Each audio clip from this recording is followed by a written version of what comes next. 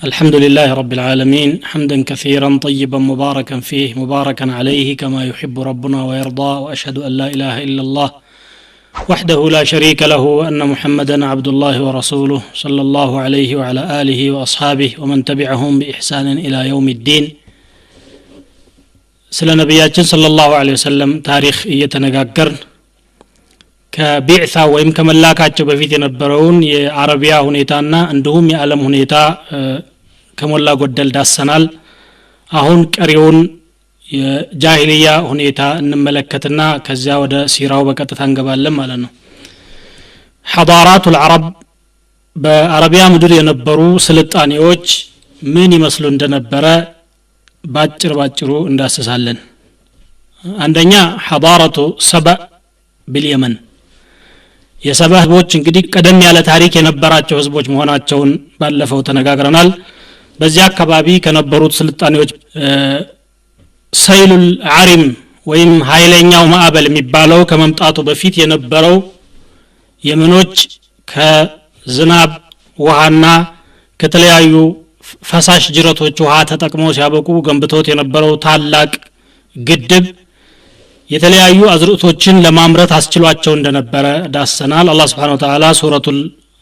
ሱረቱ ሰባ ላይ لقد كان لسبإ في مسكنهم جنتان عن يمين وشمال كلوا من رزق ربكم واشكروا له بلدة طيبة ورب غفور የሚለው ላይ ተጠቅሶታል ማለት ነው። በተቀራራቢ ቦታዎች መንደሮችን ሰርተው ጥቂት ተንቀሳቅሰው ከተማ ለማግኘት የሚያስችላቸው ሁኔታ ነበረ። በአካባቢው የነበረው ያመርቱት የነበረው ምርት ደግሞ በጣም የተመቻቸ ኑሮ እንዲኖሩ ሁኔታዎችን ፈጥሮላቸው ስለነበረ ከመጠን በላይ በራሳቸው በመኩራራትና ጥጋብ በማሳየታቸው ምክንያት አላህ ተቆጥቶባቸው እንዳጠፋቸው ነው። ከተሞቻችን ለምን ተቀራረቡ? ረበና ባዒድ በይነ አስፋሪና ሩቅ መንገድ የምንሄድበት ሁኔታ አመቻችልን አገራችንን አራርቅህልን እስከ ማለት ሄደው እንደነበረ ወظلሙ انفسهم فجعلناهم احاديث ومزقناهم كل ممزق ይላል። ራሳቸውንም ስለበደሉ በዚህ ድርጊታቸው ታሪክ አደረግናቸው፣ የሚወራ ወሬ አሐዲስ አደረግናቸውና ብትንትንም አድርገን አጠፋናቸው። ኢነ ፊ ذلك لآيات لكل صبار شكور ይላል። ሌላው የዓድ ህዝቦች ስልጣኔ ነው። አህቃፍ የሚባል ቦታ ነበር የሚኖሩት።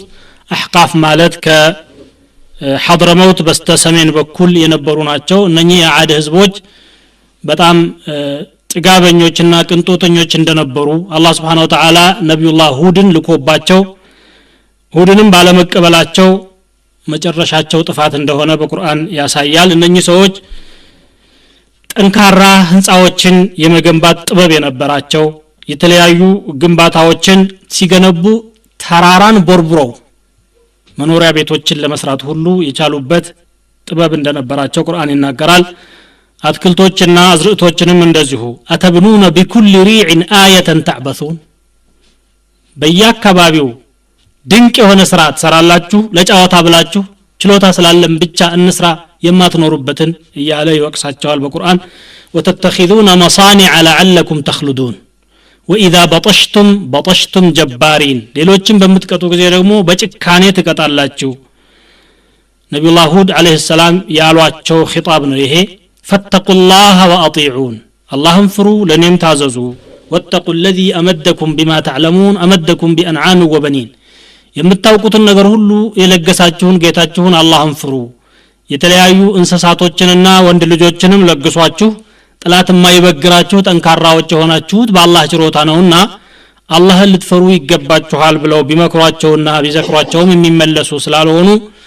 መጨረሻቸው የካህዲያኑ ጥፋት ሆኖ ሙእሚኖቹ ግን ለድል እንደበቁ ይናገርና ከነዚያ ሙእሚኖች ደግሞ ቅሪት ሁለተኛው ዓድ ተብለው የሚጠሩት የሰሙድ ህዝቦች እንደተፈጠሩ ይናገራል። ሰሙዶችም ደግሞ የራሳቸው ስልጣኔ እንደነበራቸው ነው። ሶስተኛው የሰሙድ ህዝቦች ስልጣኔ ነው ማለት ነው በአረቢያ የነበረው። ሰሙድ የሚባሉት ህዝቦች የዓድ ህዝቦች ቅሪቶች እና የነዚያ ሙእሚኖች ዝርያዎች ቢሆኑም በጊዜ ብዛት አቅጣጫ እየሳቱና ቅንጦቱ ጥጋባቸው ድንበር እያሳለፋቸው ሂጅር የሚባል አካባቢ የነበሩ ህዝቦች ሲሆኑ የአላህን ፍቃድ እንደነቀፉና ቢተኞች እንደሆኑ ቁርአን ያሳያል አትትረኩነ ፊማ ሃሁና አሚኒን አሁን ባላችሁበት ሁሉ ጊዜ በሰላም የምትተው ይመስላችኋልን ይላሉ ነብዩላህ ሷሊህ አለይሂ ሰላም ለሰሙድ ህዝቦች የተላኩት ፈተቁላህ ወአጢዑን አላህን ፍሩ ለኔም ታዘዙኝ واذكروا إذ جعلكم خلفاء من بعد عاد ከዓድ ህዝቦች በኋላ ተተኪዎች አላህ ባደረጋችሁ ጊዜ የሆነውንም ሁኔታ አስታውሱ ዓዶች እንዴት እንደጠፉ እናንተ ደግሞ ምን እንደሚጠብቃችሁ ለመገንዘብ ያግዛችኋልና በማለት ይመክሯቸው ነበር ማለት ነው وبوأكم في الأرض تتخذون من سهولها قصورا وتنحتون من الجبال بيوتا በሜዳማ ቦታዎች ረጃጅም ህንጻዎችን ትገነባላችሁ ተራራዎችንም ቦርቦራችሁ ቤቶችን ሰርታችሁ ትኖራላችሁ ይሄ የአላህ ጸጋ ነው እንዲህ አይነት ችሎታና አቅም የሰጣችሁ فاذكروا آلاء الله ولا تعثوا في الأرض مفسدين የጌታን ጸጋዎች አስታውሱ በመድር ላይ ደግሞ አጥፊዎች ሆናችሁም አትንቀሳቀሱ እያሉ ያስጠነቅቋቸው እንደነበረ ያሳያል እንግዲህ እነኚህ በአረቢያ ምድር ከነበሩ ስልጣኔዎች ጎላ ጎላ ብለው የሚታዩት ናቸው እስካሁንም ድረስ እነሱ የቦረቦሯቸው የተራራ ቤቶች ይገኛሉ ሰዎች ባይኖርባቸውም እንደ ታሪክ ቅርስ ተቀምጠዋል ማለት ነው وانكم لتمرون عليهم مصبحين እያለ ቁርአኑ የሚያነሳው ማለት ነው ባጠገቦቻቸው ስታልፉ ምን አይነት ጠንካራ ህዝቦች እንደነበሩ የሚያሳይ ተጨባጭ ቅርስ እያያችሁ ነው ይላል ሌላው የአረቦች ሃይማኖታዊ ህይወት ምን ይመስል እንደነበረ እንመልከት الحالة الدينية عند العرب በአብዛኛው ኢብራሂም አለይሂ ሰላም ካዕባን ከገነቡ በኋላ አረቦች የኢብራሂም ዲን ተከታዮች ናቸው ኢብራሂም ደግሞ አለይሂ ሰላም ያስተማሩት ተውሂድን ነው በአላህ አንድነት አምነው ተውሂዱን ይዘው አላህ ያለላቸውን ያክል እየሄዱ ያለ فطال عليهم الامد ጊዜው ተራዘመና እየዘነጉት መጡ እስከ ኪናናዎች መካን ሲቆጣጠሩ እስከ አድናን ድረስና ከዛ በኋላም ባለው ተውሂድ በትክክል ይተገበር እንደነበረ ነው ታሪክ የሚያሳየው ነገር ግን የእስማኤል ዝርያ የነበሩትንና ጁርሁሞችን ከመካ አካባቢ አባረው ኹዛዓዎች መካን ሲቆጣጠሩ ባለፈው እንደተጠቀሰው የኹዛዓ መሪ የነበረው አምር ኢብኑ ሉሐይ ከልጅነቱ ጀምሮ በጎ ስራ ላይ የተሰማራ ሰው ስለነበረ ሰደቃ ይሰድቃል ለህብረተሰቡ ኸይር ይሰራል እንደ አዋቂ እንደ ሊቅ እንደ ሃይማኖት መሪ አድርገው የትላልቅ ወልዮች ደረጃ የደረሰ ነው ከዑለማዎች የሚቆጠር ነው ብሎ ያስቡ ነበር ይሄን የኹዛዓ መሪ አምር ኢብኑ ሉሐይን ነገር ግን ሰውየው በጎ ስራን የሚወድ ቢሆንም ስለ ዲን የሚያውቀው ነገር ያልነበረው መሐይም ስለነበረ ወደ ሻም ሀገር ሲሄድ የዮርዳኖስ ህዝቦች ጣዖት ሲያመልኩ ያያል በይሩት አካባቢ ጣዖቶቻቸው በየከተሞቹ የተሰራጩ ናቸው ሲያያቸው በሂጃዝ የሌለ ነገር ነው ኢብራሂም ካፈርለሱት በኋላ ሽርክ አልነበረም በግልጽ ይሄ ነገር ምንድነው በእጆቻችሁ ወይም የተለያዩ ቤቶች ሰርታችሁላቸው የምንመለከታቸው ቁሳቁሶች አሉ ምን ያደርጋሉ ተብሎ ነው እንዲህ የሚታጀቡትና የሚሰገድላቸው ብሎ ሲጠይቅ አይ እነኚህማ ቅዱሳንና የተባረኩ አካላት ናቸው ዝናብ ሲጠፋብን ለምናቸዋለን ይሰጡናል ልጅ የፈለገ ወደ እነሱ ይማጸናል ይገኛል እንዲህ አይነት በጎ ነገር ስለሚያስገኙ እነኚህ ለእናንተም ይበጃችኋል ይሉታል የኔም ህዝቦች ይህስ ያስፈልጋቸዋል አገራችንም ደረቅ ነው አለ እንግዲህ ሂጃዝ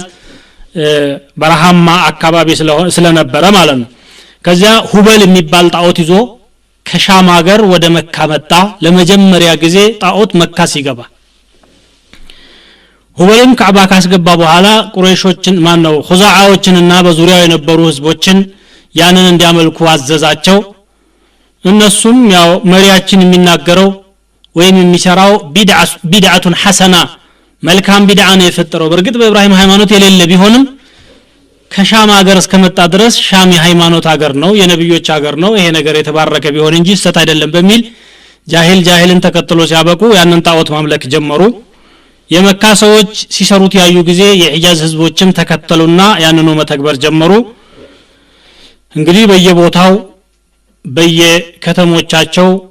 ጣዖት እየሰየሙ ቤት እየሰሩላቸው አምልኮውን አጧጧፉት ማለት ነው በታሪክ ከሚታወቁ ጣዖቶቻቸው መካከል መናት የሚባል ጣዖት ነበራቸው አልሙሸለል የተባለ ቦታ ላይ በቀይ ባህር ዳርቻ ይቀመጥ ነበረ የመዲና አረቦችም ሆኑ የሌሎች የሂጃዝ አቅጣጫ አረቦች መናትን እንደ ካዕባ ይዘይሩትና ይጠውፉት እንደነበረ ይነገራል ጣይፎች ደግሞ ጣይፍ ማለት ከመካ 60 ምናምን አካባቢ ኪሎ ሜትር ርቀት ላይ የምትገኝ ከተማ ናት እነሱ ደግሞ ለራሳቸው እኛ ስለምን እናጣለን ብለው አንድ ጥሩ ሰው ነበረ ያ ጥሩ ሰው በዚያ አካባቢ ለሚያልፉ የሐጅ ጉዞ መንገደኞች በሶ ያበሰበሰ ይጋብዝ ነበር ላት ወይም አላት ብለው ጠሩት ላት ማለት አበስባሽ ማለት ነው ያ ሰው ሲሞት በቀብሩ ላይ ሐውልት ነገር ሰሩ በጊዜ ብዛት ያ ሐውልት ወደ ጣዖትነት ተቀየረና እንዳውም ትልቅ ቤት ሰርተው ሲያበቁ ከካዕባ ባልተናነሰ መልኩ አክብሮት ያደረጉለት ከዚያም አልፎ ይሰጣል ይነሳል የሚል አምልኮ ማድረግ ጀመሩ ማለት ነው ሌላው ከታዋቂ ጣዖቶቻቸው መካከል አልዑዛ የሚባል ነበር ቢዋዲ ነኽላህ وهذه الاصنام الثلاثه اكبر اصنام العرب ከአረብ ጣዖቶች መካከል እንግዲህ ታላላቆቹ ተብለው የሚጠሩት እነዚህ ናቸው ከዚህ በኋላ በየትኛውም የአረቢያ አካባቢ ጣዖት ተስፋፋ እንዳውም እስከ ግለሰቦች ድረስ በየቤቱ የራሴ የሚለው ጣዖት እስከ ማስቀመጥ ድረስ የዚህ የጣዖት አምልኮ በእጅጉ ተስፋፋ ይሄ አምር ኢብኑ ሉሐይ የሚባለው ጣዖትን ወደ መካ ሲያስገባ እንደ ሃይማኖት መሪ ተመልክተው ቢቀበሉትም በሌላ በኩል ጠንቋይ ነገር እንደነበረም ይነገራል እና ርኢዩ ምን الجن ከጅን እሱን የሚያነጋግረው አለኝ ብሎ ይናገራል አንድ ቀን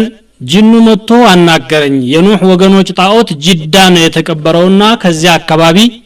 ፈልፍዬ ማውጣት አለብኝ ብሎ ሰዎችን ይዞ ሄዶ ሲያበቃ ጅኑ ያሳየበት ቦታ ሲቆፍር 5 ጣዖቶችን አገኘ ይባላል ወድ ወስዋዕ ወየጉት ወነስር የሚባሉትና በነብዩላህ ኑህ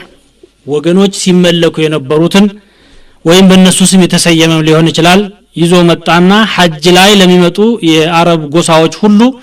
አንድ ጣዖት አደላቸውና በጀዚረቱል አረብ የጣዖት ስርጭት እንዲስፋፋ የራሱን አስተዋጽኦ አደረገ ከዛ የተነሳ ነብያችን ሰለላሁ ዐለይሂ ወሰለም መካን ከፍተው የገቡ ጊዜ ከሂጅራ በ8ኛው አመት በካዕባ ዙሪያ ብቻ 360 ግዑዝ አካላት ሲመለኩ አገኙ የዛለታ ነው እንግዲህ በያዙት እንጨት ነካ ያደረጉ ወቁል ጃአ الحق وزهق الباطل ان الباطل كان زهوقا ሐቅ መጣ ባጢሉ ተንኮታኮተ ያሉ እነዚያን ጣዖቶች ከመካ ወይም ከመስጂድ አልሐራም ውስጥ ጠራርገው ያወጧቸው ማለት ነው የጃሂልያው ማህበረሰብ አስተሳሰብ በእጅጉ የዘቀጠ ስለነበረ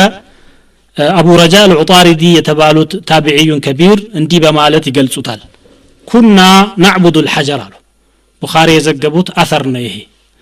ድንጋይ እናመልክ ነበር فاذا وجدنا حجرا اخر هو اخير ሌላ ድንጋይ ሻላል ያገኘን ጊዜ አልቀይናሁ واخذنا الاخر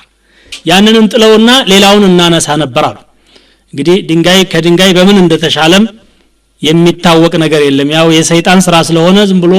ይሄ ቆንጆ ነው ያኛው ይቅር ብሎ ያምልኮ ቅያሬና መሻር ያስተምራቸዋል እንጂ ማለት ነው ድንጋይ ያጣን ጊዜ ደግሞ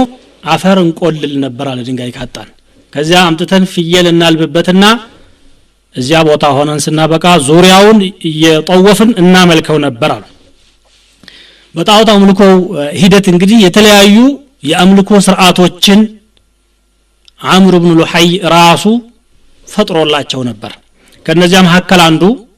በጣዖቶቻቸው ዙሪያ ኩልትፍ ብለው ተቀምጠው ሲያበቁ መማጸን ነበር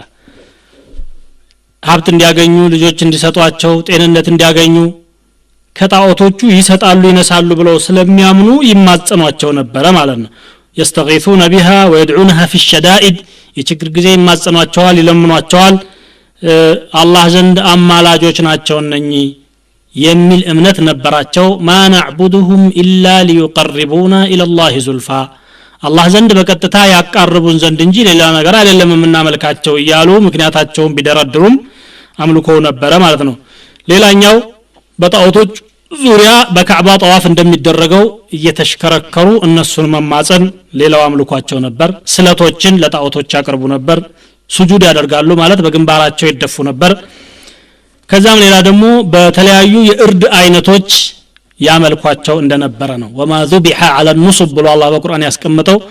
በትክል ድንጋዮች አጠገብ የሚታረድ ብሎ حرام ከሆኑ የእርድ አይነቶች አድርጎ ይቆጥረዋል ولا تاكلوا مما لم يذكر اسم الله عليه ያላህ ስም ያልተወሳባቸውን እንስሳቶች ከታረዱ አትብሉ ብሎ ይከለክላል ማለት ነው ሌላው የአምልኮ አይነት ምንድነው ከሚበሉትና ከሚጠጡት ወይም ከሚያርሱት አዝመራ መሐከል ለጣዖት ብለው የሚያዘጋጁት ለብቻ ነበራቸው وجعلوا لله مما ذرأ من الحرث والأنعام نصيبا فقالوا هذا لله بزعمهم الله كفتروا መሐከል ከአዝርዕትና ከእንስሳቶች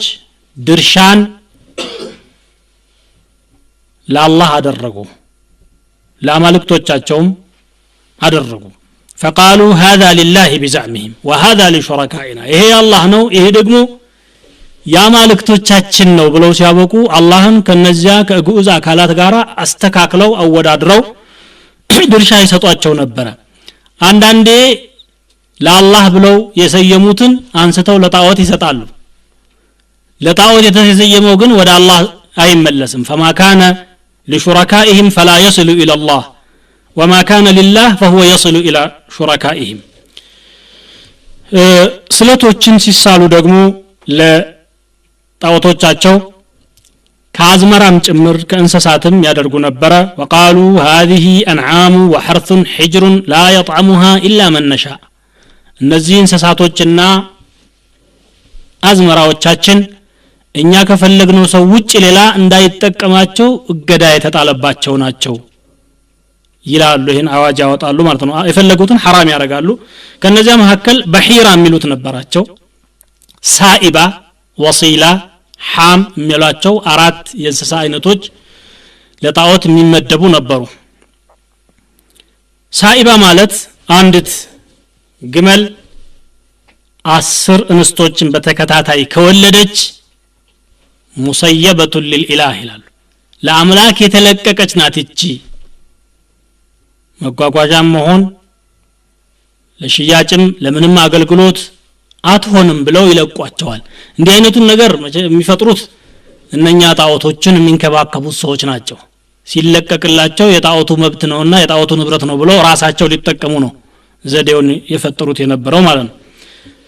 በሂራ ማለት ደግሞ 10 ከወለደች በኋላ 11ኛ እንስት ከወለደች አብሐራት ይሏታል ጆሮዋን ይሰነጥቁና ይለቋታል እቺ የጣዖት ሙልክናት አትነካም ብለው ሲያበቁ ማለት ነው ወሲላ የሚሉት ደግሞ ፍየላቸው በተከታታይ 5 ጊዜ አርግዛ ሁለቱም መንታዎች ሴቶች ከሆኑ ወሰለት ደረሰች ይላሉ ከዛ በኋላ የጣዖት ሚልክ ተሆን ነበር ማለት ነው ሃሚ የሚሉት ደግሞ አላቸው ኮርማው ግመል 10 ግመሎችን ጠቅቶ ከወለደ በኋላ ማለት ነው ሐማ ظهره ይሉታል ሴቶችን የወለደ እንደሆነ ይሄንን የሚያደርጉት ጀርባውን ጠበቀ ይሉና ይሄ እንግዲህ ሊጋለብም ሆነ ጸጉሩም ሊቆረጥ ለማንኛውም አገልግሎት አይሆንም ምናልባት ግመሎችን እየጠቃ እንዲወልዱ ማድረግ ካልሆነ በስተቀር ብለው እንዲህ አይነት ያምልኮ ስርዓት ፈጥረው ነበር ማለት ነው ما جعل الله من بحيرة ولا سائبة ولا وصيلة ولا حام ولكن الذين كفروا يفترون على الله الكذب واكثرهم لا يعقلون እንዲህ ብሎ ቁርአን እስከሚያፈርሰው ድረስ አላህ በሂራም ሆነ ሳኢባ ወሲላም ሐምም እናንተ የሰየማችኋቸውን የጣዖት አምልኮ ስርዓቶች አልደነገገም ነገር ግን ከሃዲያን በአላህ ላይ ይቀጥፋሉ እንጂ አብዛኞቻቸው የሚሉትን እንኳን የማይረዱ ናቸው አለ ቁርአን በዚህ መልኩ እንግዲህ የነበረውን የጃሂልያ የአምልኮ ሁኔታ አንኮታኮተ ሌላው የአምልኮ ስርዓታቸው በመጠንቆያ እንጨቶች መጠንቆል ነበር አዝላም የሚል ስም ሰጥተዋቸዋል እነኚህ መጠንቆያ እንጨቶች ማለት ነው አንድ ሰው ለማግባት ሲፈልግ ወደ ጣዖቱ ይሄድና የሆነ ስጦታ ይሰጣል ለጣዖቱ ጠባቂዎች ማለት ነው ትዳር ፈልጋለሁኝ የማገባት እገሊት ትባላለች ተስማማኛለች አትስማማኝም ጣዖቷን ጠይቁልኝ ይባላል ለመጠየቅ ደግሞ የፈጠሩት ዘዴ የተጠረቡ እንጨቶች ላይ አንዱ ላይ ላ የሚል ጽፈውበታል ሌላኛው ላይ ነዓም የሚል ነው አዎ አይደለም የሚል ማለት ነው ሁለቱን እንጨቶች እንደ እጣ ይነቀንቋቸውና አንዱ ይወጣል ላ የሚል ከወጣ አልሆነም ይሄ ትዳርህ ቢቀርብህ ይሻላል ይሉታል ድጋሜ ክፍያ ከፍሎ ሲያበቃ አሁንም ሞክሩልኝ ይላል ነዓም የሚለው እስከሚወጣ ድረስ ወይም ደግሞ እሷን ትቶ ሌላ ሴት እስከሚያማር ድረስ ይሄ ይደጋገማል ማለት ነው ከዚህም ሌላ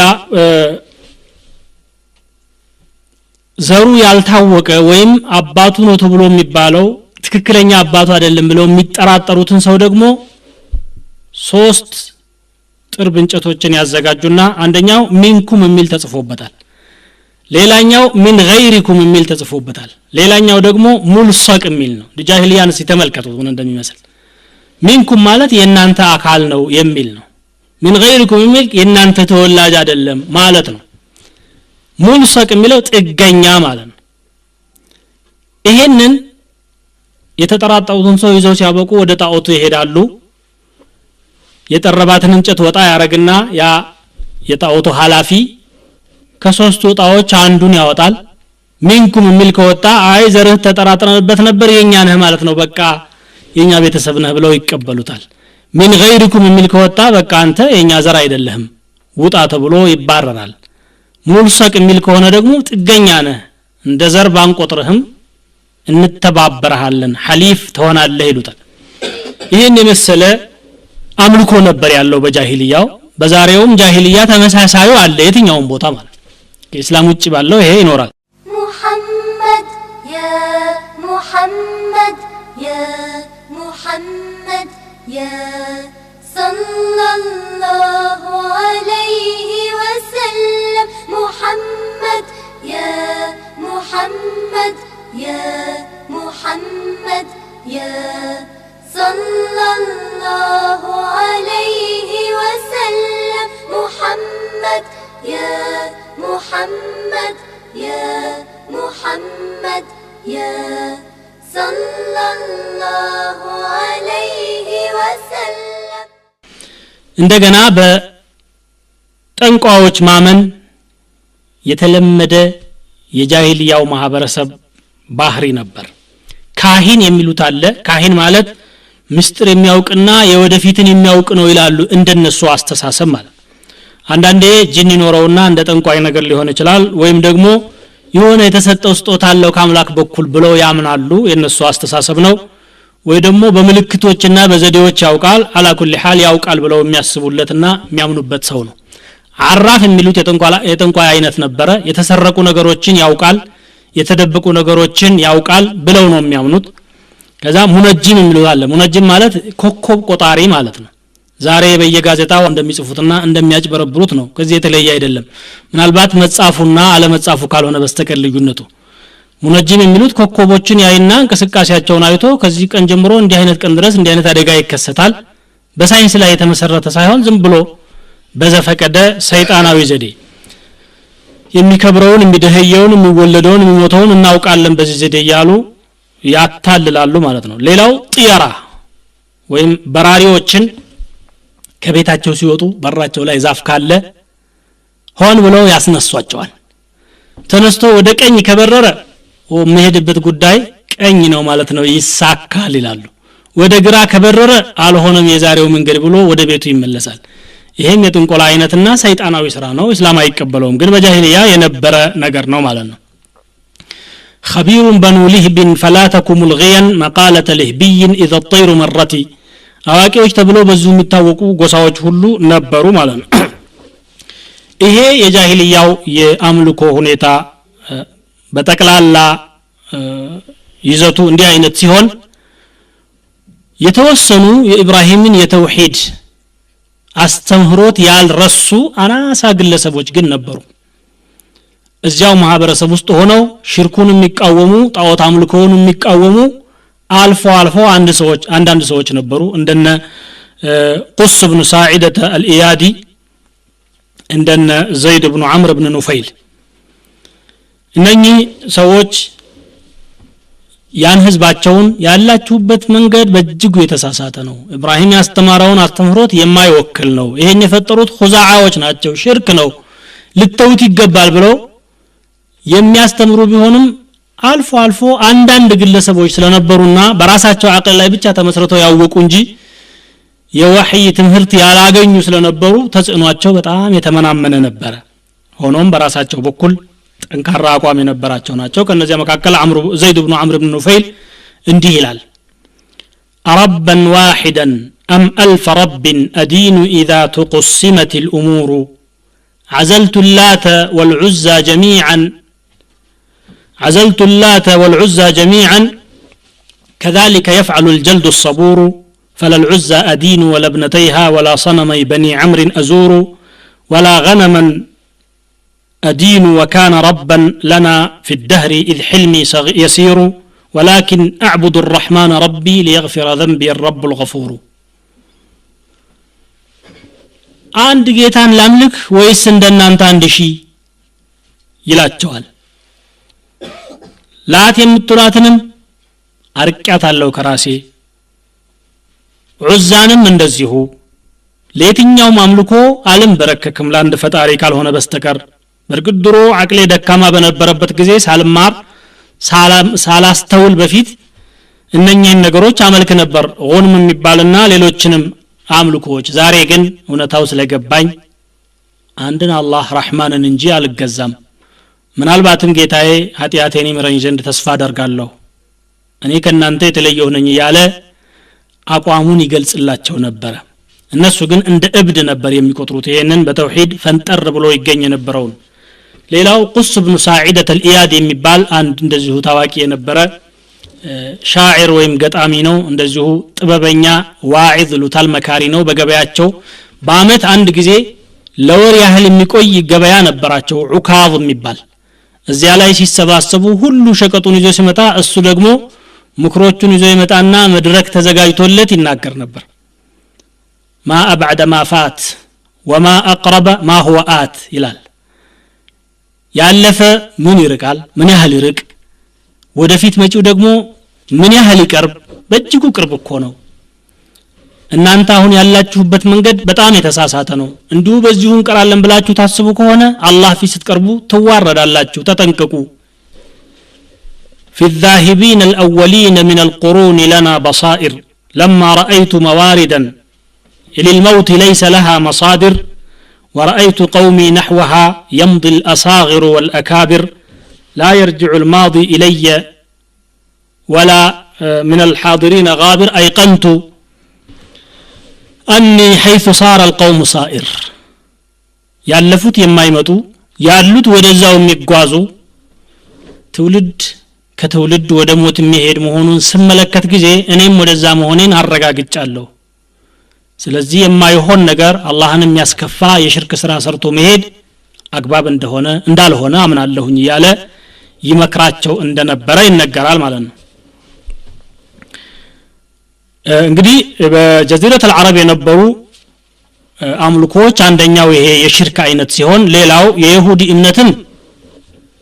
በተወሰነ ደረጃ በአረቦች መካከል ተሰራጭቶ እንደነበረ ይነገራል ቢያንስ በሁለት መንገድ ይሁዲያ ወደ አረቦች ገብቷል ከነብዩ ሰለላሁ ዐለይሂ ወሰለም መላካቸው በፊት ማለት ነው አንደኛው የባቢል ህዝቦችና የአሹር ህዝቦች ከኢራቅ አካባቢ ተነስተው በቡኽት ኑሰር አምባገነን መሪያቸው አማካኝነት ፍልስጤምን ተቆጣጥረው ቤተል መቅዲስን ወይም ኦርሸሊም ኢየሩሳሌምን መስጂዱን አፈራርሰው ሲያበቁ ህዝቦቻቸውን ደግሞ ይሁዶች እዛ የነበሩትን የገደሉትን ገለው የተረፈውን ወደ ባቢል ወስደው ሲያበቁ እንደ ባሪያ አድርገው በገበያ ላይ ቸብችበው ሲሸጧቸው ቡኽት ኑሰር ያን አካባቢ ሲወር የሱ አደጋ በጦርነት ሊቋቋሙት የማይችሉ መሆኑን ያወቁ በርካታ የይሁድ ነገዶች ወደ ሒጃዝ ተሰደዋል ቡኽት ኑሰር አካባቢውን የወረረው 587 ዓመተ ዓለም አካባቢ ነው እንግዲህ ይሄ አንደኛው የይሁዶች ስደት ነው ፈልሰው ወደ ሒጃዝ የገቡበት እነኛ የገቡ ህዝቦች ከአረቦች ጋር ተቀላቅለው የራሳቸውን እምነት በተወሰነ ደረጃም ቢሆን አሰራጭተዋል ሁለተኛው ደግሞ ሩሞች እንደዚሁ ከ70 ዓመተ ልደት ጀምሮ ወደዚህ ወደ መጨረሻ አካባቢ ማለት ነው እንደዚያው ፍልስጤምን ሲቆጣጠሩ ከአካባቢው በይሁዶች ላይ ከሚደረገው ጫና ለማምለጥ በርካታ ነገዶች ተሰደው ወደ ተይማ ወደ ኸይበር መዲና አካባቢ ወደምትገኘው እና ወደ የስሪብ ማለት ወደ መዲና ወደ ራሷ ተሰደዋል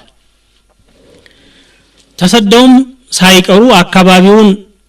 ከአካባቢው ህዝብ ጋር በመግባባት አልምተውት የራሳቸው የሆኑ ከተሞችን መስርተው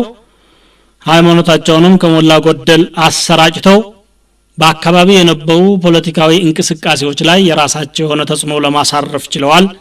በኑ ቀይኑቃ ቁረይዛ ኸይበርና ነዚር የሚባሉት ነብያችን ሰለላሁ ዐለይሂ ወሰለም መዲና የሄዱ ጊዜ እንኳን የነበሩ ህዝቦች ናቸው ማለት ነው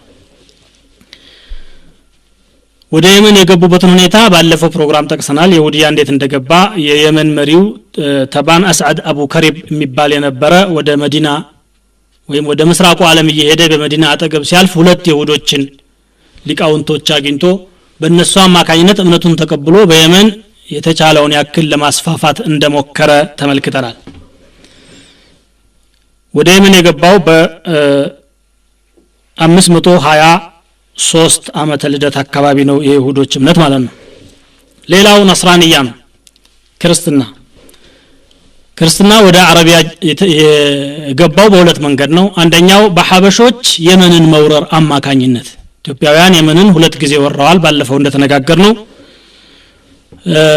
ሩሞች ደግሞ ከየመን ሐድረሞት የሚባለውን አካባቢ የወረሩበት ጊዜ ነበረ የባህር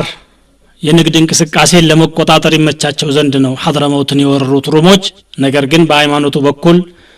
በአረቢያ ለማስፋፋት ከፍተኛ አስተዋጽኦ ያደረጉት የሐበሻ ነሳራዎች ናቸው የመጀመሪያ ወደ የመን የገቡት 340 ዓመተ ልደት ላይ ሲሆን እስከ 378 አካባቢ ድረስ ቆይተዋል ሁለተኛ ደግሞ 525 ላይ ገብተው እስከ 575 ድረስ ቆይተዋል ወደ 50 ዓመት አካባቢ ማለት ነው የዛን ጊዜ ነው ካዕባን ለማፍረስም እና አብርሃ ወደ መካ ያመሩት ያን ታሪክ ደግሞ ባለፈው ተነጋግረንበታል ከዚህ የተነሳ በየመን በነጅራን እንደገና በሻም ዳርቻ ገሳን በሚባሉ ህዝቦች በተግሊብ ብሔረሰብ በጠይእ እና እንዲሁም አንዳንድ የኢራቅ ንጉሶች ሙሉኩል ሒራ የሚባሉትን ተቀብለውት እንደነበረ ይነገራል ማለት ነው የሳቢአ እምነትም ሳቢአ ማለት ፀሐይ አምላኪ የነበሩ ህዝቦች ናቸው የነሱ እምነትም በአረቢያ የራሱ የሆነ ስርጭት እንደነበረው ይነገራል ይሄ አይነት የፀሐይ አምልኮ ወይም የሳቢአ እምነት መሰረቱ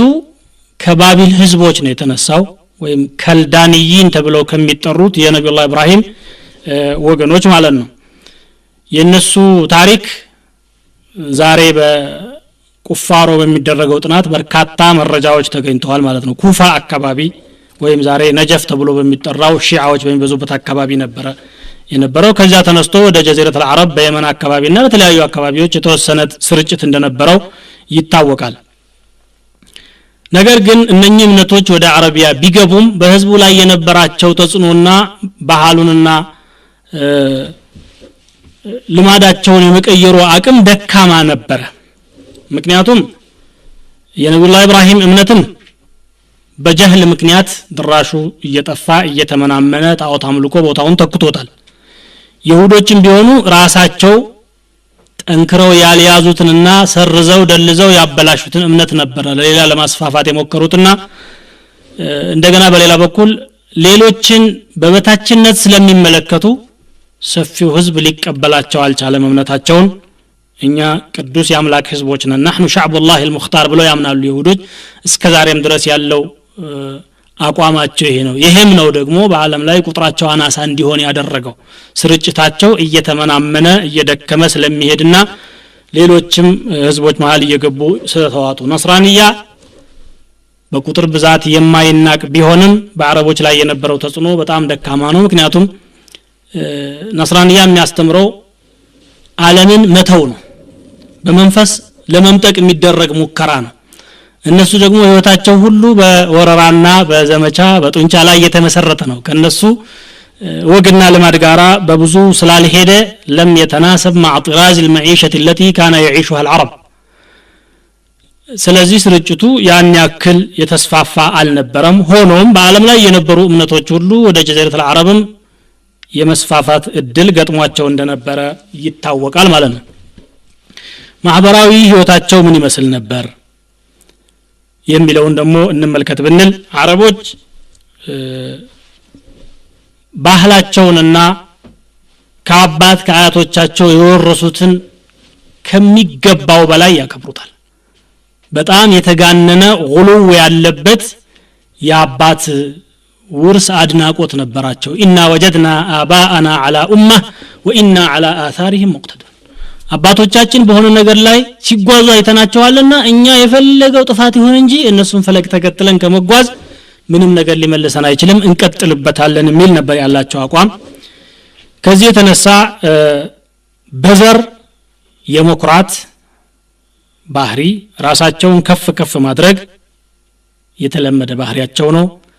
ለዚህ ብሎ ዘራቸውን አንድ በአንድ ይቆጥራሉ እስከ 20 እስከ 30 እስከ 40 ወደ ላይ ይቆጥራል ዘሩን አይረሳም ሌላ ብሔር ጋራ እዛው አረብ ሆኖ አንዱ ካንዱ ጋራ አይጋቡም እንደገና በፈሳሃ በቋንቋ ችሎታና በስነ ግጥም በጣም ይወዳደሩ ነበር ሽዕር እነሱ ዘንድ በቃ ያላቸው ቁርአናቸው ሽዕር ነበር አረቦች ሴት በአረቢያ ማህበረሰብ ውስጥ ሁለት አይነት ህዝብ ነው ያለው ወይም ሁለት አይነት ደረጃ ነው ያለው በአጠቃላይ ያለው ሁኔታ ሴትን እንደ ዕቃ ይቆጥሯት ነበር ቢፈልጉ ቁማር ውስጥ አስገብተው ሚስቱን ሊያጣ ይችላል በቁማር የሚሸጡበት ሁኔታም ነበር ይሄን መሰል ነገር በርግጥ በሮሞችም በህንዶችም በፋሪሶችም ተከስቷል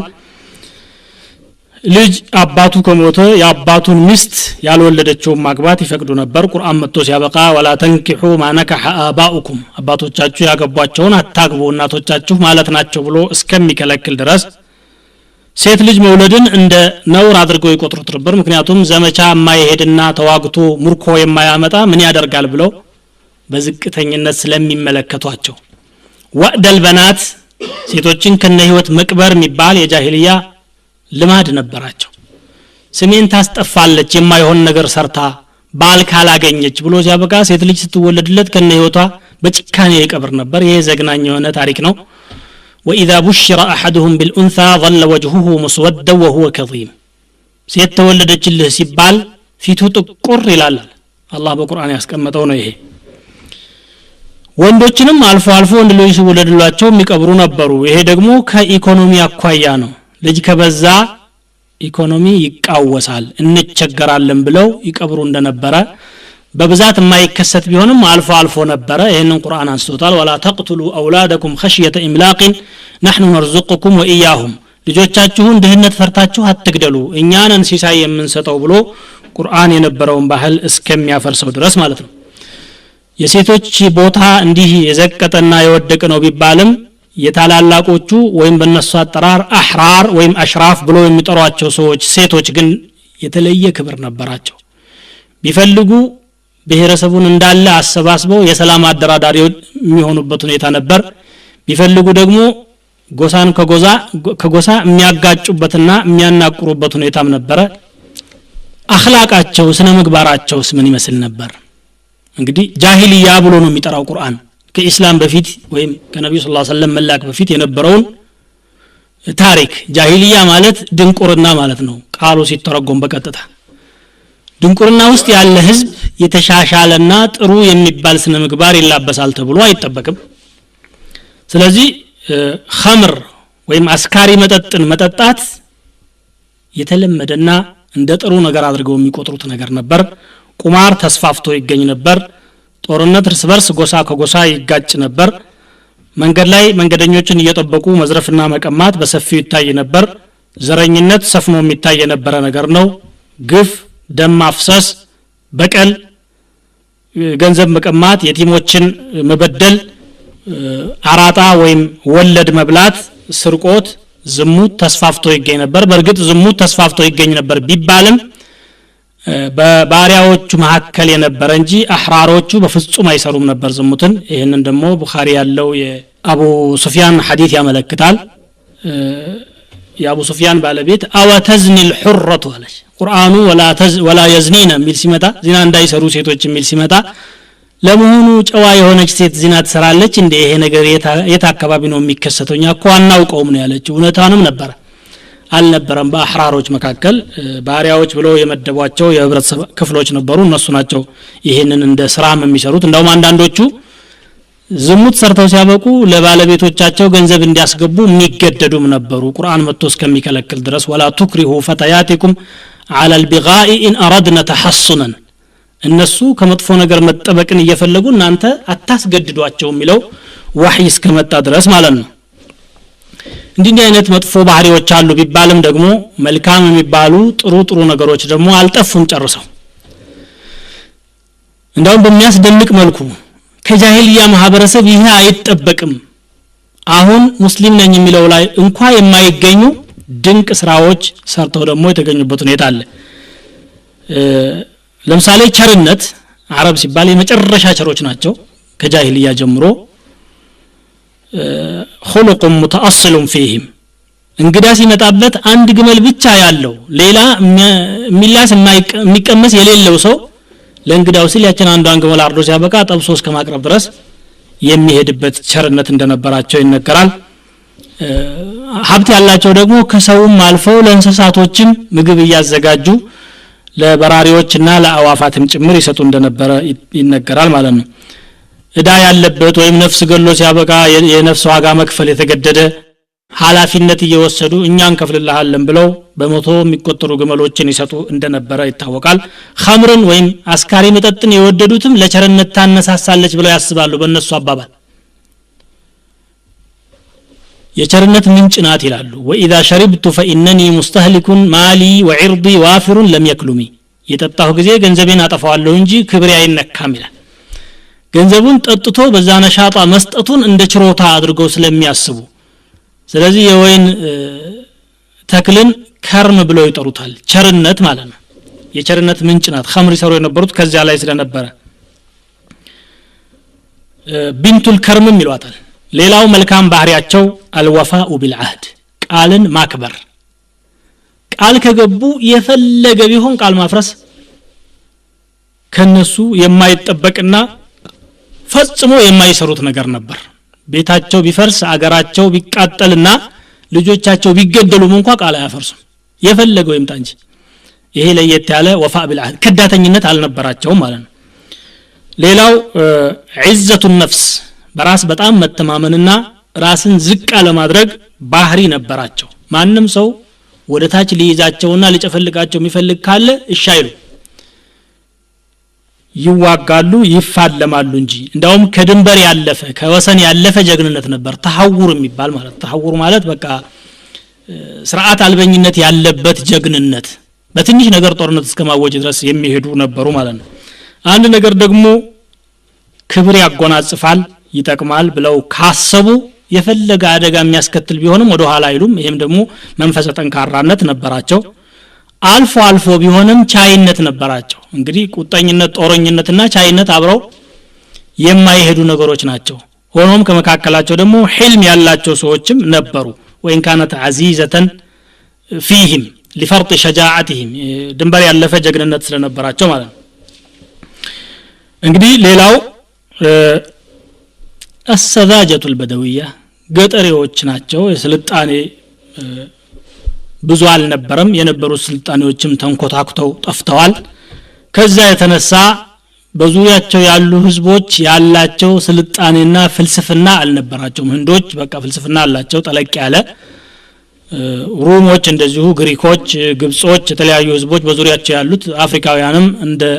ሁኔታው ስልጣኔ ነበራቸው እነሱ ግን ጀዚረቱል አረብ ነብዩ ሰለላሁ ዐለይሂ ወሰለም ከመላካቸው በፊት የነበረ ስልጣኔ የሚባል ነገር አልነበረም ስለዚህ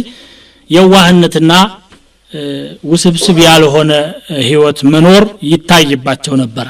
ትግስተኝነትና ችግርን ማቋቋምም ሌላው ባህሪያቸው ነው وإن مدت الأيدي إلى الزاد لم أكن بأعجلهم إذ أجشع القوم أعجلوا ኢኮኖሚያዊ ሁኔታቸው ምን ይመስል ነበር የሚለውን ብንመለከት እርሻ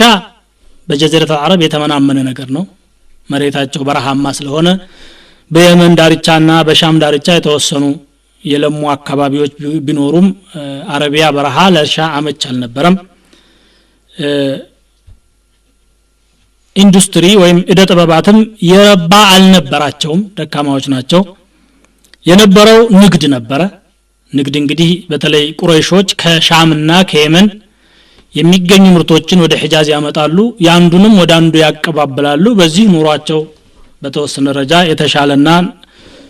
የሰለጠኑ ተብሎ ሊታሰቡ ይችላሉ ያለው እንግዲህ ስራ ንግድ ነበር ከዛ ውጭ ያለው ዘላኑ አረብ በአጠቃላይ ግመሎች ፍየሎችና በጎችን በማርባት ላይ ብቻ የተመሰረተ ህይወት ነበር የሚኖሩት እንግዲህ አረቢያ ከኢስላም በፊት ምን ትመስል ነበር ብለን ለመዳሰስ የምንሞክረው ኢስላም ምን ለውጥ አመጣ ብለን ለመረዳት ያስችለን ዘንድ ነው ኢስላም ደግሞ ለአረብ ብቻ የመጣ ሳይሆን ለመላው ዓለም ስለሆነ በአጠቃላይ ዓለምስ ምን ትመስል ነበር የሚለውንም ባጭሩ መዳሰስ ያስፈልጋል محمد يا محمد يا محمد يا صلى الله عليه وسلم محمد يا محمد يا محمد يا صلى الله عليه وسلم محمد يا محمد يا محمد يا صلى الله عليه وسلم ሶስት ወይም አራት ጠንካራ የሚባሉ ስልጡን ህዝቦች ነበሩ አንደኛው የሩም ህዝብ ነው የቢዛንቲን ኢምፓየር ወይም መምለካ ሲሆን አረቦች ሩም ብለው ነው የሚጠሯቸው እነሱ የግሪክን የባልቃንን የአሲያን የሶሪያን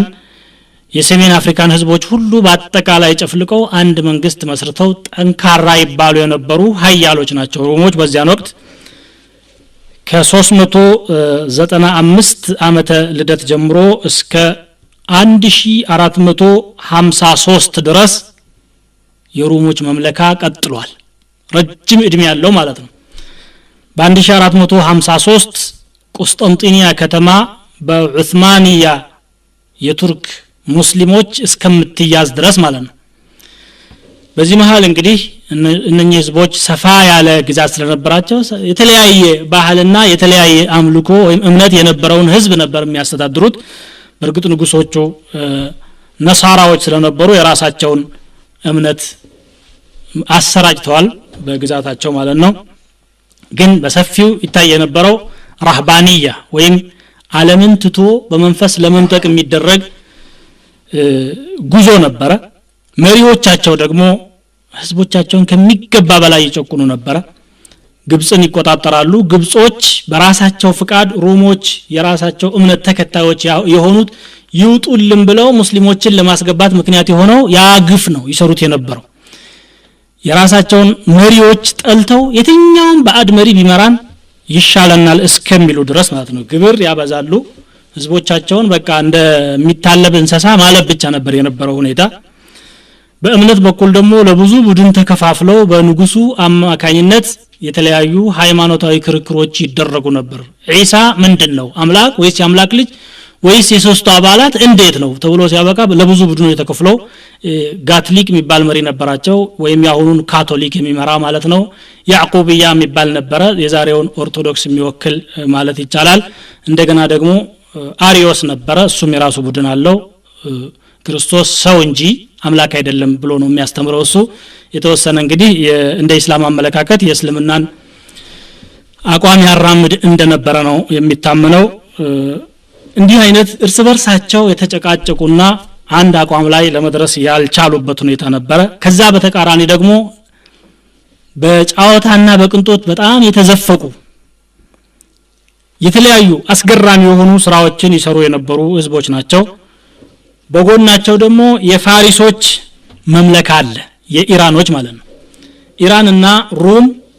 ታሪካዊ ጠላቶች ነበሩ በዚያን ወቅት ማለት ነው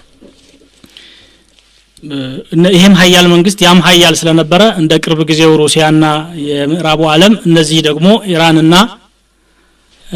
ሩም ወይም ደግሞ ፋሪስና ሩም ተብለው ለሁለት ተከፍለው እርስ በርሳቸው ይፋጁ እንደነበረ እንደው ነብዩ ሰለላሁ ዐለይሂ ወሰለም ከተላኩ በኋላ ሱረቱ ሩም የሚባለው አያ ወይም ምዕራፍ ሲወርድ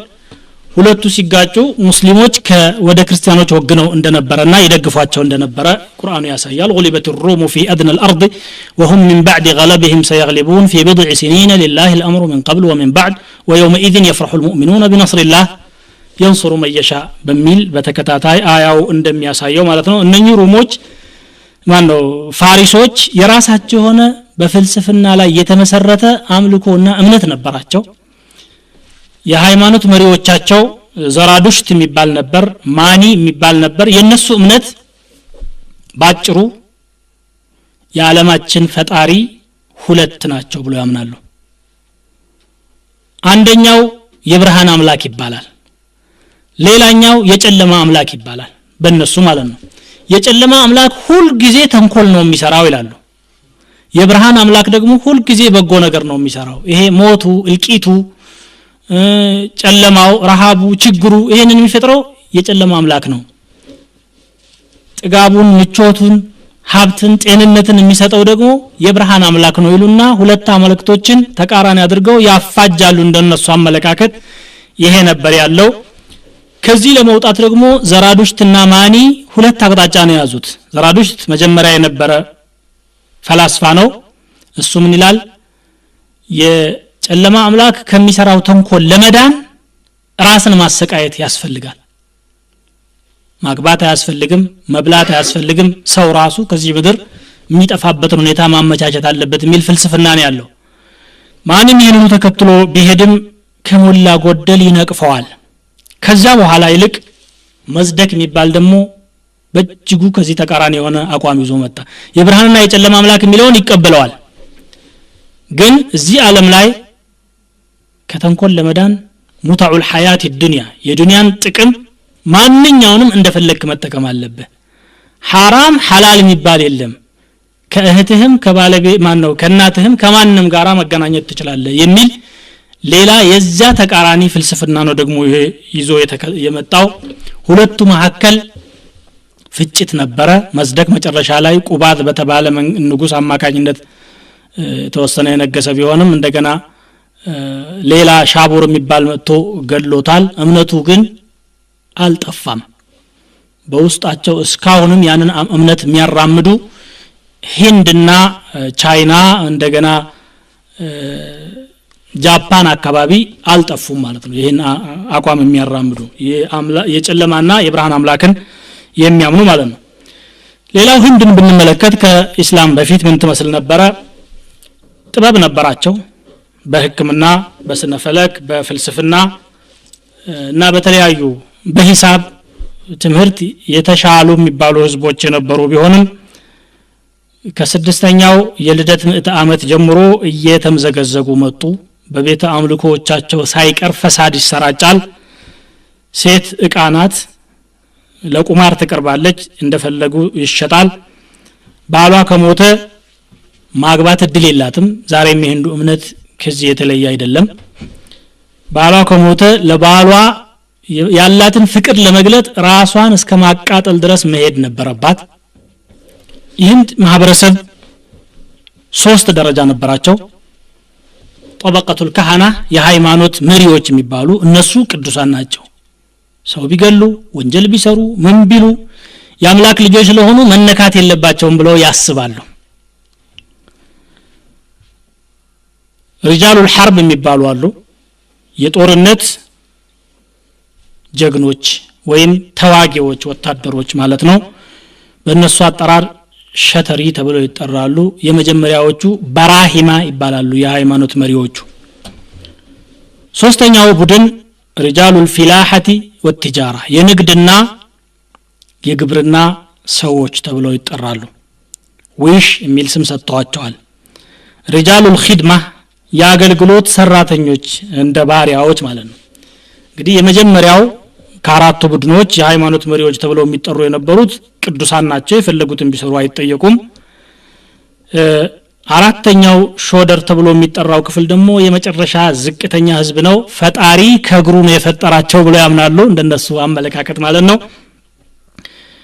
መጽሐፍ ቅዱሳቸውን የመማር እድል አይሰጣቸውም ከማገልገል ውጪ ምንም እድል አይሰጣቸውም መንግስተ ሰማያትም አይገቡም ብለው ያምናሉ ይሄን ይመስል ነበር የዓለም ሁኔታ በአጠቃላይ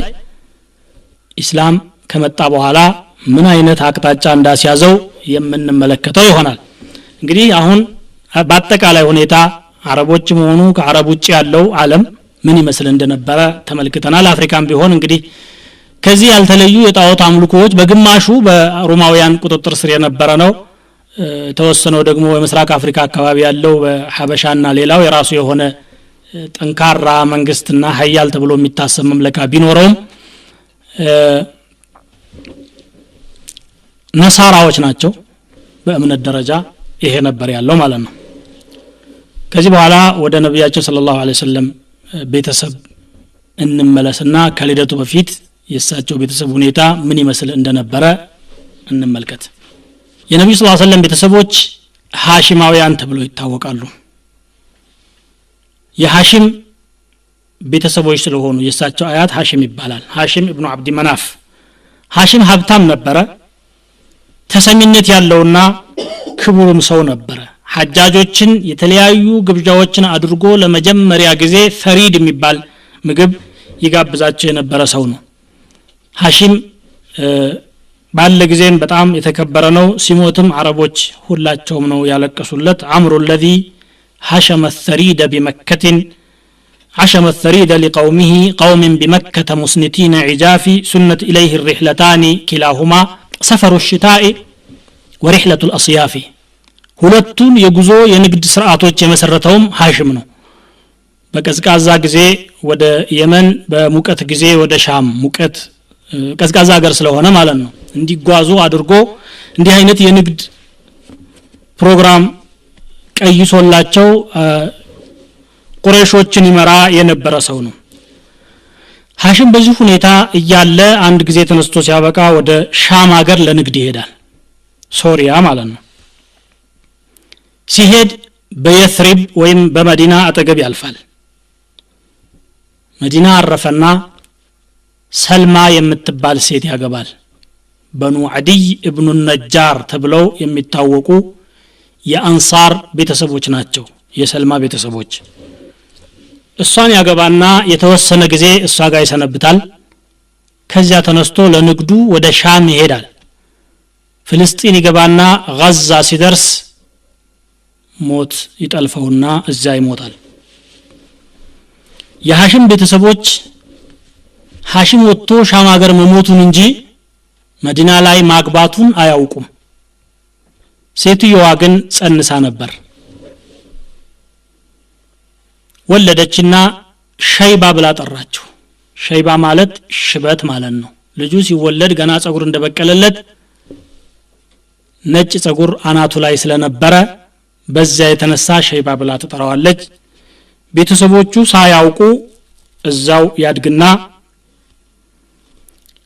አብዱል ሙጠሊብ ጋዛ ላይ የሞተው 497 ዓመተ ልደት ላይ ነው ሃሺም ሌሎች ልጆችም ነበሩት 4 ወንድ ልጆችና 5 ሴት ልጆች ነበሩት ሙጠሊብ የሚባል ወንድም ነበረው ውሎ አድሮ ሙጠሊብ ወንድሙ መዲና አግብቶ እንደነበረ ወሬ ይደርሰዋል እንዳውም ሴትየዋ ወልዳለች ይሉታል የወንድሜ ልጅ የሚያስታውሰው የሚያውቀው አጥቶ እዛ ብቻውን ሊቀር ነው ብሎ ተነስቶ ሲያበቃ ወደ መዲና ይሄዳል በጣም ተሰሚ ቸርም ነበር ፈያድ የሚል ቅጽል ስም አለው ፈያድ ማለት ማዕበል ማለት ነው ቸር ስለሆነ ነው ይህን ስም የሰጡት ተነስቶ እዛ መዲና ይሄዳል ሸይባ ታዳጊ ህፃን ነው እናቱ ጋር ገብቶ ሲያበቃ ሙጠሊብ ይሄ ልጅ የወንድሜ ልጅ ነው ታውቂያለሽ አዎ አውቃለሁ ታዲያ ብትሰጪኝ ምን አለ ብሎ ሲጠይቃት ፈጽሞ አልሰጠህም ህፃን ልጅ ከሀገር ወጥቶ ከናቱ ተነጥሎ ሌላ ሀገር ይቀመጥ ብዬ አልፈቅድም ትለዋለች ቢሄድ ምን ያጋጥመው መሰለሽ የሚሄደው እኮ ወደ አባቱ ንጉስነት ነው يمضي الى ملك ابائه ብሎ ያግባባታል ወደ ማዕረግ ወደ እድገት የሚሄድ ልጅ አንቺ እንቅፋት ሆነሽ ማስቀረትሽ ተገቢ አይደለም በቃ ይዘው ሄድ ትለውና ይዞ ይሄዳል በጉመሉ ላይ ከጀርባ አፈናጦት መካ ይገባል መካ ከተማዋ ዳርቻ ላይ ያዩት ሰዎች اشترى مطلب عبدا هذا عبد المطلب አሉ ሙጠሊብ ባሪያ ገዝቶ መጣ ማለት ነው ይሄ እኮ የሱ ባሪያ ነው አሉ የወንድሙ ልጅ መሆኑን ስላላወቁ ወይሐኩም ምን ነካችሁ انما هو ابن اخي هاشم የወንድሜ የሃሽም ልጅ እኮ ነው ባዕድ ሰው መሰላችሁ እንዴ ብሎ ቆጣ ብሎ ይናገራቸዋል ስሟ ግን ተለጥፋበት ቀረች አብዱል ሙጠሊብ የሚለው ሸይባ ተረሳና አብዱል ሙጠሊብ ሆነ ማለት ነው በማግስቱም ልጆች ያገኙት ጊዜ አብዱል ሙጠሊብ አሉት በዚያው አደገ አጎቱ ጋር ቆይቶ ነፍስ አወቀ ማህበረሰቡ መሐከልም ታዋቂነቱ እየገነነ መጣ ሙጠሊብ ግን ከመዲና ነው ከመካ ተነስቶ ወደ የመን ሀገር ሄዶ ረድማን የሚባል ቦታ ላይ ይሞታል በሱ ቦታ አብዱል ሙጠሊብ ይተካል በቦታው ተተክቶ የመካን መሪነት ይዞ እየገፋ ያለ ነውፈል የሚባል አጎቱ በጉልበት ሊነጥቀውና ሊቀማው ይሞክራል የዚህ ጊዜ የመዲና ነዋሪዎች ሰምተው 80 ሰው ይዞ የናቱ ወንድም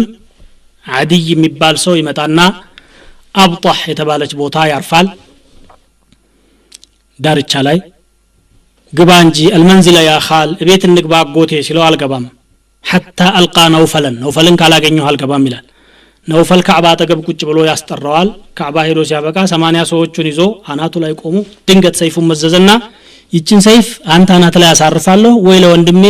ስልጣኑን ትመልስለታለህ ይለዋል ለዚህ ነው እንደመልሽለታለሁ አለው ረደቱ ለሁ አለው በቃ ከመለስክለትማ ብሎ እህቱ ልጅ አጠገብ ለ3 ቀን ቆይቶ ተመለሰ እንግዲህ የነብያችን ሰለላሁ ዐለይሂ ወሰለም አያት የሆነው አብዱል ሙጠሊብ በዚህ መልኩ አደገና የመካ መሪ ሆነ ማለት ነው አብዱል ሙጠሊብ በኃላፊነቱ የመካን ህዝቦች የመራና ካዕባን ያስተዳደረ ያለ ሁለት ነገሮች ተከሰቱ አንዱ ሐበሾች ካዕባን ለማፍረስ ከየመን ተነስተው ወደ መካ ማምራታቸው ነው ይሄንን ታሪክ ባለፈው በሰፊው ተነጋግረንበታል ሌላኛው ኹዛዓዎች ከመካ ሲባረሩ የዘምዘምን ውሃ በእስማኤል ጊዜ የመነጨችውን ማለት ነው አፈር ሞልተውባት ቦታዋን ደብቀው በውስጧም የተለያዩ ንብረቶችን ቀብረው ነበር የወጡት ዘምዘም የት እንደሆነች አላወቁም ህልም ያያል አብዱል ሙጠሊብ احفر طيبه ጥሩይቱን ውሃ ለምን አታወጣትም ይለዋል በህልሙ ምንድነው የምትለኝ ሲለው ጠፋበት በማግስቱ መጥቶ احفر المضنون አለው ምንድነው እያልከኝ ያለው አሁን መልስ ሳይሰጠው ይጠፋበታል ህልም ነው በሶስተኛው ቀን መጥቶ احفر ዘምዘም አለው በግልጽ ስሟን ጠርቶ የት ነው ታዲያ ዘምዘምን ማገኘው አይ እንዲህ አይነት ቦታ ጉንዳን ወጥቶበት የጉንዳን ተራራ የተመሰረተበት ቦታ ላይ ብትቆፍር ዘምዘምን ታገኛለህ ምልክቶቹ ደግሞ እንዲህ አይነት ነገሮች የተቀበሩበት ነው ታገኛለህ ይላል መልካም ብሎ ደስ ብሎ ተነሳና ቁረይሾችን ያየውን ህልም አስረድቷቸው ኑ ቆፍራለሁ ሲል ከልጆቹ በስተቀር ሌሎቹ ብዙ አላጀቡትም አላደነቁለትም ዝም ብሎ በቅጀት የፈለገውን የሚሰራ ሰው ነው አንከተለውም ብለው ይተውታል ያንን ሲቆፍር ኹዛዓዎች ቀብሮ የሄዱትን በጥንቸል መልክ የተሰራ የወርቅ ምስል ያገኛል ሲቆፍር የወርቅ ሰይፎችን ያገኛል ሲቆፍር ውሃይቱ ትመነጫለች ደስ ብሎት አላሁ አክበር አለ አምላክ ኃያል ነው ብሎ ይሄን ዜማ ሲያሰማ ልጆቹም ተቀበሉትና ውሃይቱ የመነጨች ጊዜ የኢስማኤል ውሃ ዘምዘም ናት ማለትን አወቁና ቁረይሾች ይሄ ነገር ያንተ ብቻ ሳይሆን የኛም ነው አሽሪክና አሉ ስጠን አሉ በፍጹም አልሰጣችሁም ይላቸዋል ሌሎች ጉድጓዶች ነበሯቸው በርግጥ መካ የሚጠቀሙባቸው ከዘምዘም ውጪ እንደማ አባር ከሲራ አልሰጣችሁም የኔ ነው የኔን ሐላፊነት ካልተቀበላችሁ በስተቀር ቢላቸው አለቀው ይላሉ የፈለጋችሁትን ዳኛ አንጡ ይዳኘኝ አላህ ለኔ ያሳየኝ የኔ ናት አልሰጥም ሲል نحاكمك إلى كاهنة بني سعد بن خزيم في أطراف الشام بشام دارچا بنو سعد بن خزيم የሚባሉ ጎሳዎች አንዲት ጠንቋይ ሴት አለች በመካከላቸው እሷ ዘንድ ሄደን የሷን ብይን ነው የምንቀበለው ይላሉ ምንም አማራጭ ስላልነበረው ግመሉን ጭኖ ቤተሰቦቹን አሰባስቦ ከቁረይሾች ከየጎሳው አንዳንድ ሰዎችን አስመድቦ ወይም ከዚያ በላይ ተነስተው ይሄዳሉ መሃል በረሃ ላይ ሲደርሱ አገሩ በረሃማ ስለነበረ ድርቅ ይልባቸውና የያዙት ውሃ አልቆ ከሞት ውጪ ሌላ አማራጭ አጣሉ አብዱል ሙጠሊብና አብረው ያሉ ሰዎች ናቸው ሌሎቹ ቁረይሾች አላቸው ስጡኝ ስላቸው አንሰጥህም ይሉታል በቃ እንግዲህ ምንም አማራጭ የለንም እያንዳንዳችሁ ጉድጓድ ቆፍሩና አሁን ጉልበታችን ሳያቅ ጉድጓድ ቆፍረን የሞትን ጊዜ ቀደም ብሎ የሞተውን በህይወት ያለው ጉድጓድ ውስጥ ያስገባዋል ምናልባት ቢተርፍ አንድ ሰው ነው አንድ ሰው ቢጠፋምና ሳይቀበር ቢቀር ምንም አይደለም ይሄ ብቻ ነው ያለን አማራጭና ጉድጓድ ይቆፍራሉ እዚህ መሃል ጉድጓዳቸውን ቆፍረው ለሞት ራሳቸውን አዘጋጅተው ቁጭ ብለው ይያለ ምንም ማድረገው ነገር የለኝም እንደዚህ ቁጭ ብለን ህይወታችንን ማጥፋት ደግሞ ተገቢ አይደለም እስቲ እንንቀሳቀስ ሞት ያው ሞት ነው እንጥፋ ይልና ብድግ ሲል ካረፈበት ከግመሉ ስር ውሃ ተፈልቃለች ኢብኑ ሂሻም አሲራ ላይ እንደዘገቡት ኢብኑ ከሲር አልቢዳያ ወኒሃያ ላይ እንደተከሱት ያቸው ውሃ የፈለቀች ጊዜ ይችም የኔው ናት መካ ላይ ያለችውን እንደከለከላችሁኝ በዚህም ላይ ጥያቄ ታነሱ ይሆናል ይችም የኔ ናት ይላቸው ይሄ አሁን ከዚህ በኋላ አንተ ጋር እንከራከርም አላህ ካንተ ጋር ነው ያለው የመካውም ያንተው ነው ሻም ሀገር መሄድም አያስፈልገን እንመለስ ብለው ሲያበቁ ወደ መካ ተመለሱ ይባላል